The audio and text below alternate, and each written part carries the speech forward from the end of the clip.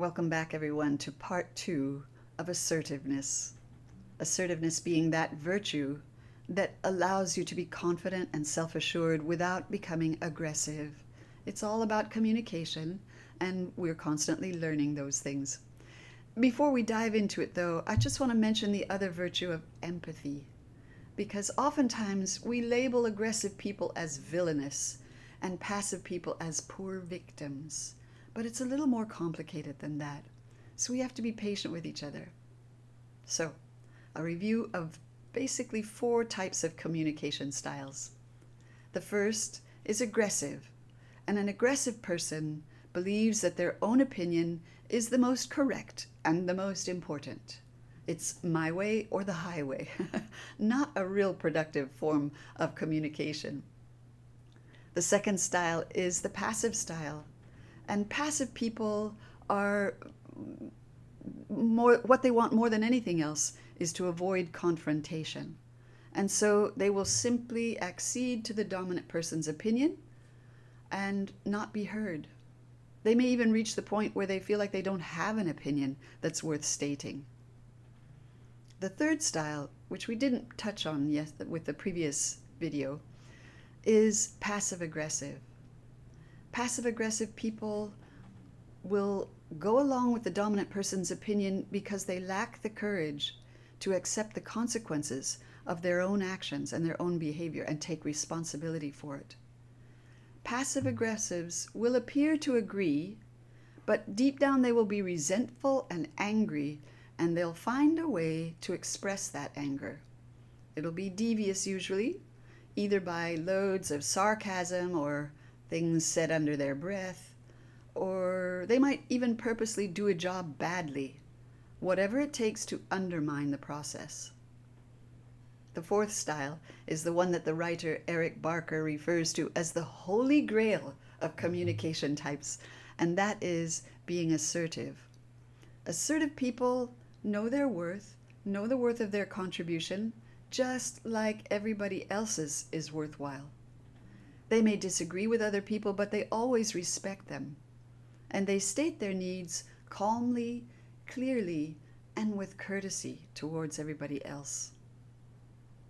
So if you're an aggressive person or aggressive communicator and you want to tone down your style and become more effective at communication, then you're going to need to start listening deeply to other people. Practice doing that. Listen deeply. And the other point, the most important point, is the recognition that everybody has a right to state their opinion, no matter what it may sound like. We are all here together, we're all contributing, and we have to be respectful of that fact. So take a deep breath and listen.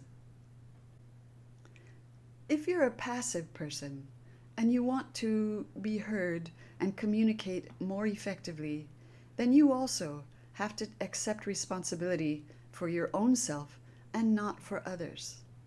You are responsible for changing your own behavior or doing whatever it is you need to do, not other people.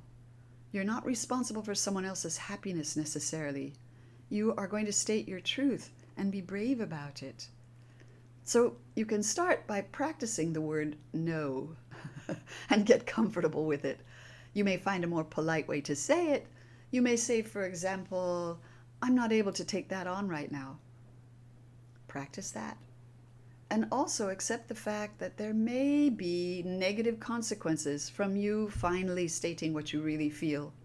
Just be prepared to repeat over and over, as long as you need to, I'm not able to take that on right now. Thank you, though. So that's one thing you need to do. If you're not sure whether or not you want to take something on, then buy time by saying something like, I'm not sure about that right now. I'll get back to you later. Take time to really think about what you want to do and what you truly feel you're able to do or ready to do. Don't apologize for things you're not guilty of. One of the ways people manipulate each other is to try to make the other person feel guilty for saying what they truly felt. Don't fall for it. You're not guilty of anything. You're stating your truth. The greatest benefit for developing assertiveness is that you get to be your true self. And other people will come to know you for your true self instead of someone who's expected to respond in a certain way. That is liberating. Remember to stay calm, to stay clear, to stay courteous. And one other note.